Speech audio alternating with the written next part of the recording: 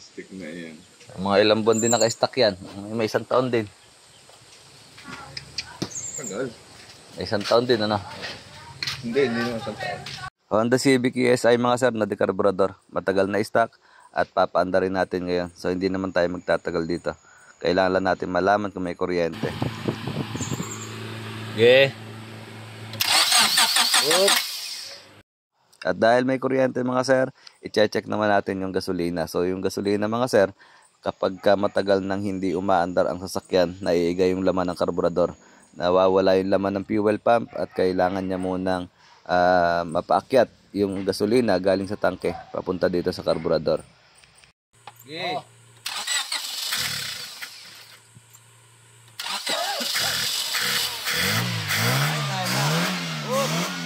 Kung nakita nyo mga sir, binuhusan lang ng kaunting gasolina yung bunganga ng karburador para umistart at bumilis yung ikot ng fuel pump para mas mabilis din yung pag-akyat ng gasolina sa karburador. Pagka-start mga sir, ipina-road test natin doon sa may-ari at bumalik. Nawalan daw ng hatak at nawalan ng minor. So binuksan natin itong kanyang karburador at nakita natin mga sir. Ito ay indikasyon na nagkaroon ng tubig yung gasolina. At yung tubig mga sir, kapag natuyo yan, nakasama yung gasolina, magkakaroon ng yung parang alikabok. Ayan.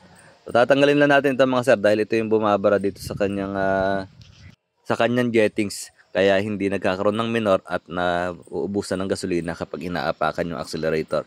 So hindi nakakapasok yung gasolina papunta sa chamber. At gumamit tayo ng maliit na hose para siguraduhin na lumulusot na. At importante ito mga sir para hindi tayo paulit-ulit ng trabaho. Pagkatapos siguraduhin na malinis na at lumulusot na yung hangin, makakadaan na rin yung gasolina. So bubuuin na ulit natin yung karburador mga sir. Yung ibabaw lang yung tinanggal natin dito. Ayan, balik natin yung mga tornilyo. So ganun lang yung proseso mga sir. Hindi na kailangang i-overhaul pa yung karburador. Ang importante mga sir, alam natin yung sistema ng karburador para alam din natin kung saan posible nagkakaproblema kapag hindi maganda yung andar. So depende sa andar yan mga sir. Depende sa andar ng makina, sa kondisyon ng makina. Kung familiar ka na dun sa function ng karburador, alam mo na kung saan bubuksan para ayusin kung ano yung problema. Wala ba yan? Pinaandar na natin at maganda na yung andar mga sir. Ramdam na natin yung power, wala na pamamalya at hindi na namamatay sa idling. Okay na tayo dito mga sir. Ibabalik na lang natin yung kanyang air filter at tapos na tayo rito. Pwede na natin itong ibigay dun sa may-ari. Dito tayo sa karsada mga sir. Ayan. Sa kainitan na naman at puno na naman yung ating maliit na gawaan. So dito na tayo. So ganun lang mga sir. Hindi natin kailangang i-overhaul yung karburador. Yung karburador mga sir, kapag in-overhaul naman natin yan, ang ipanglilinis natin ay gasolina. Ang laman ng karburador mga sir, kapag umaandar ay gasolina. So anong point na i-overhaul natin at hugasan natin ng gasolina? Kusa na yung mapa-flashing mga sir ng gasolina kapag umaandar na. Ang advantage ng paglilinis or pag-overhaul ng karburador, makikita mo lang na malinis sa labas. Pero dun sa loob, yun pa rin yun mga sir.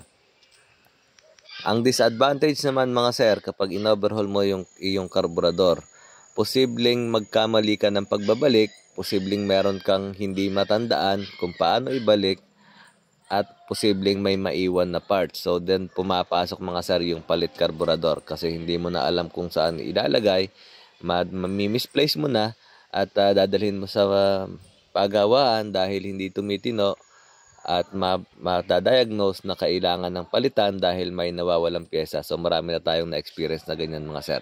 Kinalikot, bawasan yung pyesa at hindi na mabubuo dahil minsan mga sir, may mga parts ng karburador na hindi kasama doon sa repair kit at wala kang mabibilhan. So ang magiging option mo na lang, bumili ng bagong karburador. So yun yung advice ni Sulit Garage mga sir. Huwag na masyadong malinis.